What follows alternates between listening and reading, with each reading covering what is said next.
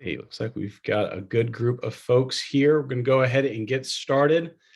Nice to meet everyone. My name is Ryan O'Donnell. I'm the CEO and co-founder of Employus, a company that Hireology acquired over the summer. This is our latest installment in our quick hit webinar series.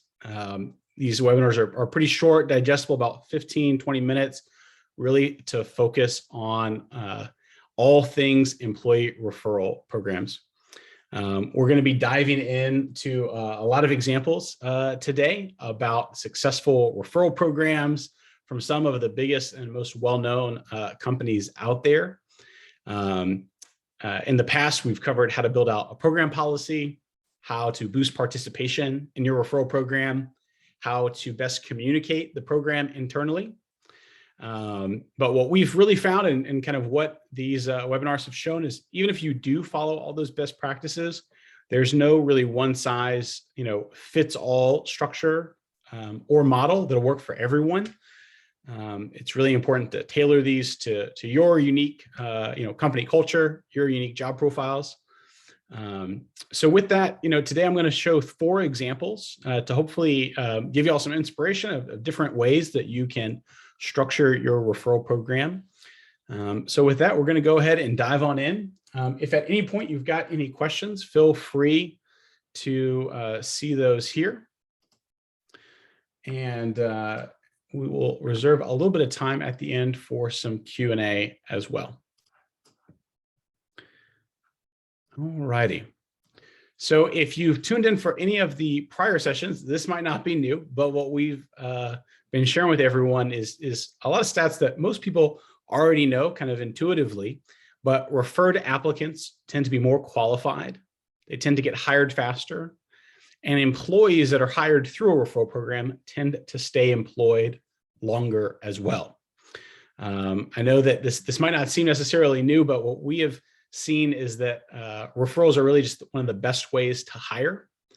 We looked at our internal data here at Hireology. We found that about 10% of all referrals actually get hired. That's about 4 times better than our next source, 2.5% with Indeed. So, if you think about that with, 1 of every 10 referrals converting into hire, it's really one of the best sources for new employees.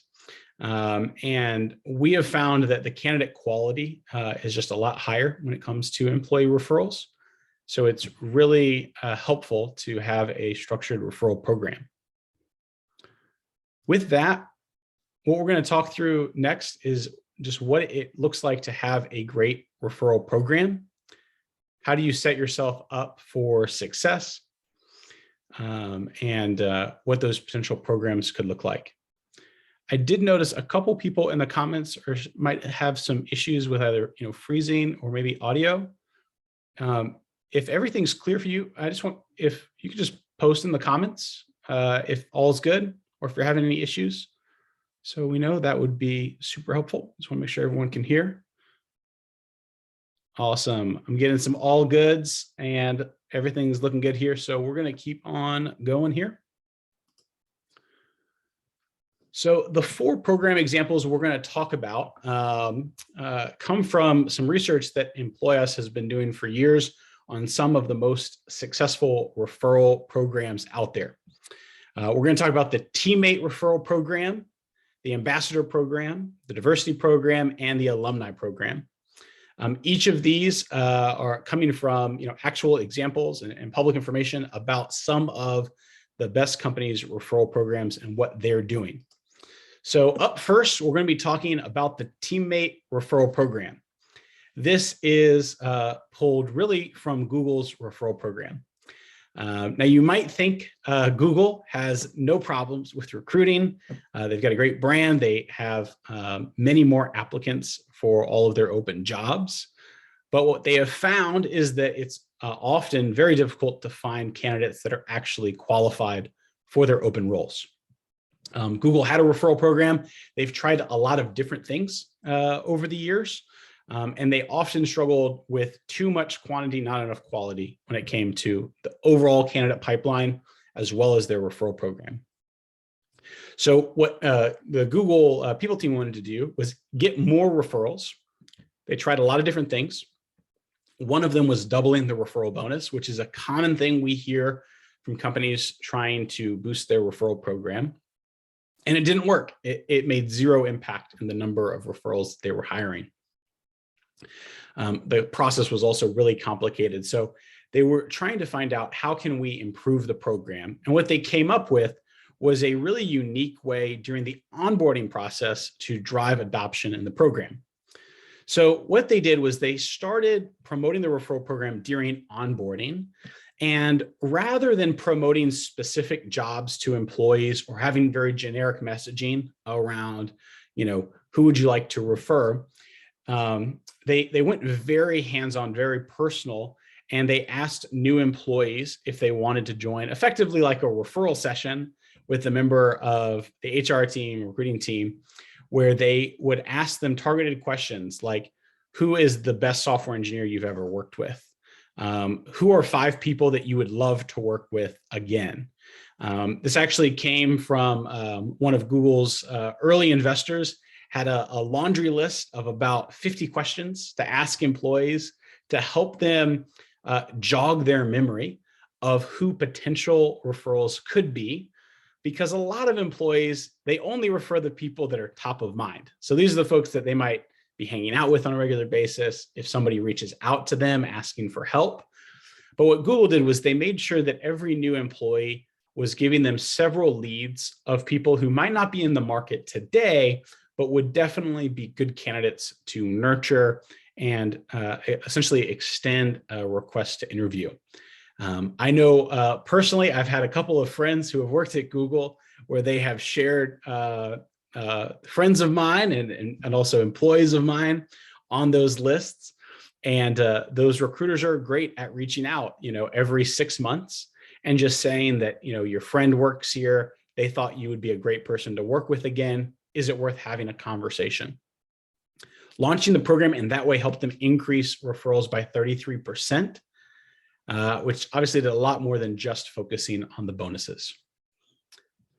The next example is called the Ambassador Referral Program, and that's coming from a company called Red Hat. Red Hat is a company that was founded really in my backyard here in Raleigh, North Carolina. They were growing like crazy. They had an existing referral program in place. What they found was it wasn't very transparent. They had a lot of questions to their support line asking where their referrals were at in the hiring process. Recruiters, during a single lunch could easily get 10 to 20 messages from employees asking for updates on their referrals. They had a great company culture. People loved referring people to Red Hat. That was not the problem. But what they found was that it was very difficult for employees, and some of them had bad experiences, which led to declining rates of engagement. So what they ultimately did was they focused on creating a multi-tiered level of their referral program tied to different incentives and rewards to really gamify it. What they did was they created the Ambassador program, where they have different tiers based on the number of people that you actually got hired at Red Hat. So they shifted the focus away from what you kind of just heard about with Google of give us a lot of names to focus on recognizing employees who consistently referred people who were high quality candidates who ultimately got hired. They also invested in building out a tool that allowed employees to check the status of their referrals without having to contact recruiting or HR to figure out where their referrals were in the hiring process. And ultimately, Red Hat's program is very successful. 40–50% of their hires come from referrals. It's a huge part of their culture. And one, kind of cool anecdote from them, at each tier, you get different rewards. So there are very prized types of swag that you can get at Red Hat. I think one of them is a cape that you can get for referring 5 people who get hired, in addition to all of the monetary rewards. They'll also give out sweatshirts that like you're a mega ambassador for Red Hat that are coveted items at their company. Great way to promote it and encourage people to not just refer anyone they meet, but really the best people that they know. The next program is the diversity referral program, and that's inspired by Intel. Intel, like so many companies, has made large pledges to improve diversity and inclusion. A couple of years ago, made a very public commitment to pledge $300 million to moving the needle to create a more diverse, equitable, inclusive workspace. What they found was that Intel really struggled just based on the demographics of who they actually had working there. Everyone was coming from similar schools, similar programs, and that really showed up in all of their metrics. So what they wanted to do was incentivize the program to attract a higher, more diverse candidate pool, as opposed to only going to the same people asking for the same referrals that tend to not improve those metrics. So what they looked at was a couple of things. So they first created a separate program to encourage employees to refer women, minorities, and veterans.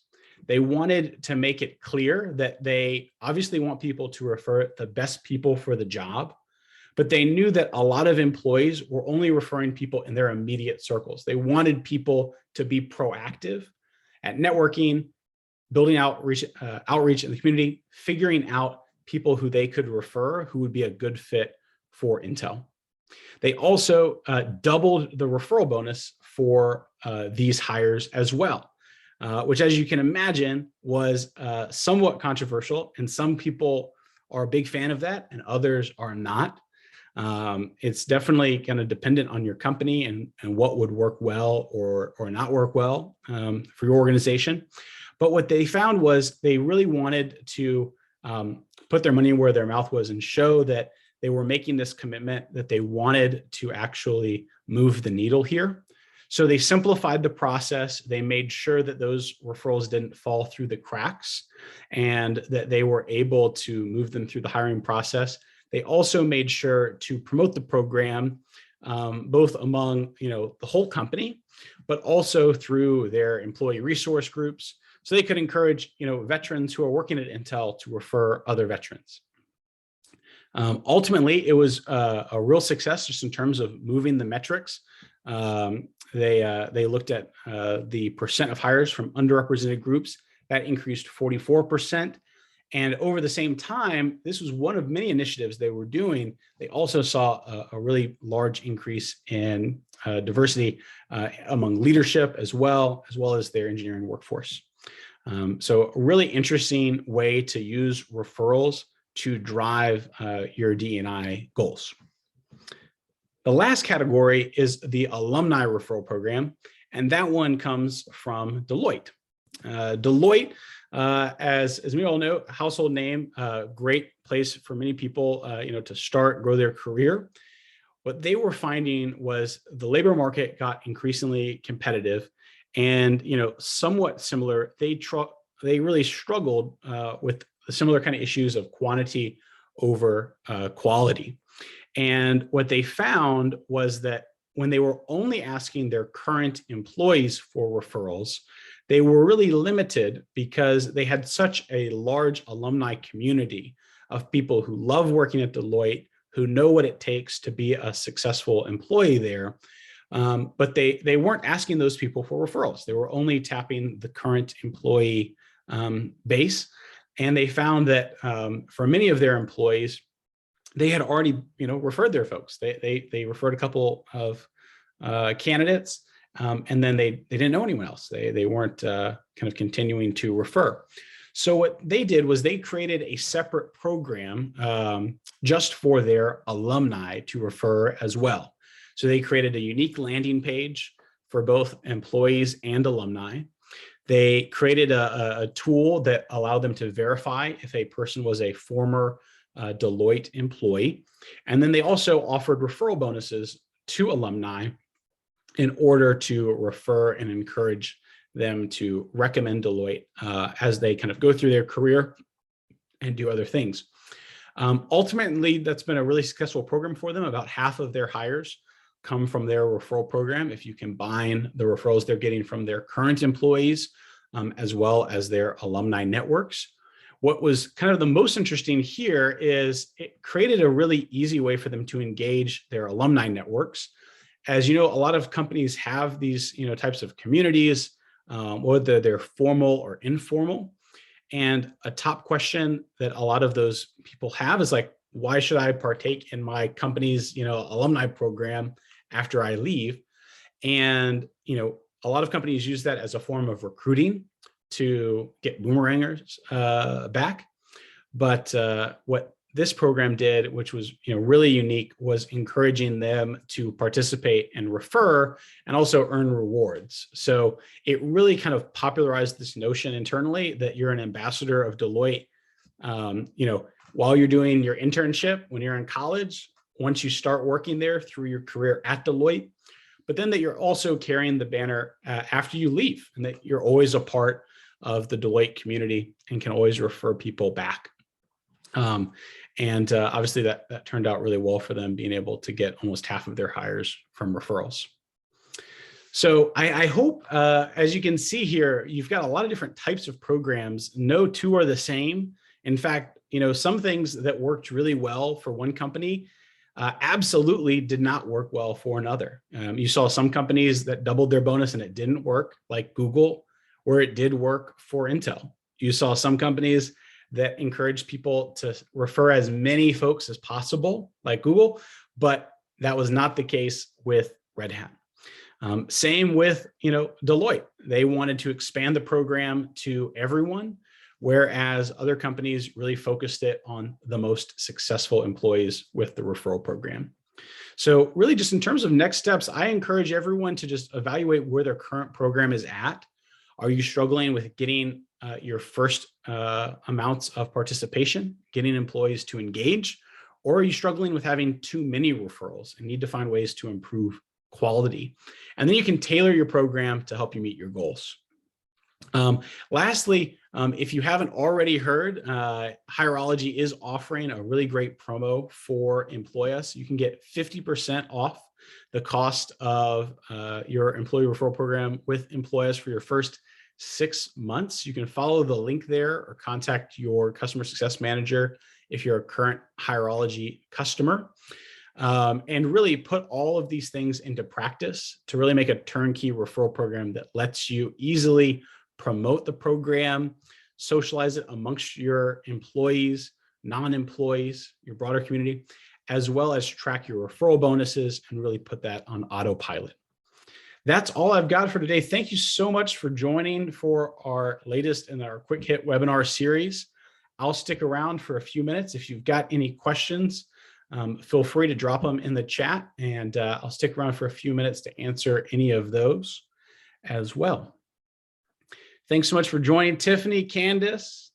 Appreciate you. Thanks for joining. A question here from Joyce. She said, do you suggest having other things besides monetary bonuses? That's a great question. We have seen companies do a lot of different types of rewards. We've seen companies offer, straight cash is obviously the most common.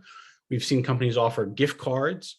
We've also seen companies experiment with different types of rewards. So that might be, especially pre-COVID days, a round trip ticket anywhere in the world up to a certain monetary amount.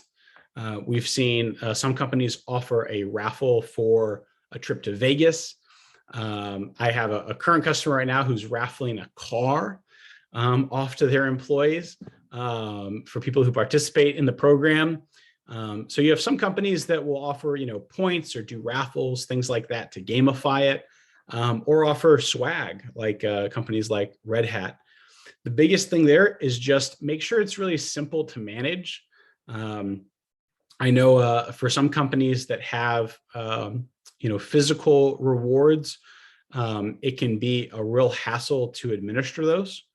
I think there are some tools out there that will help you offer physical gifts to employees or subscription boxes where you can easily order those without having to, manually send out physical items. So that's probably the biggest thing that I've seen with those types of programs is making it easy to administer, because, especially if you're giving out a smaller dollar value item, you don't want to have to spend a few days to ship out, potentially a small item to a lot of employees. But great question, Joyce. Thanks for asking that. If we've got anyone else here, feel free to ask some more questions. We've got another couple minutes here. Appreciate everyone for sticking around. If there aren't any questions, we'll go ahead and sign off. This presentation, along with the others, will be posted online, and you should be receiving some information as well following this webinar. Thanks so much for joining, everyone. Appreciate having you on. Looking forward to the next webinar. Thanks so much, everyone. Bye-bye.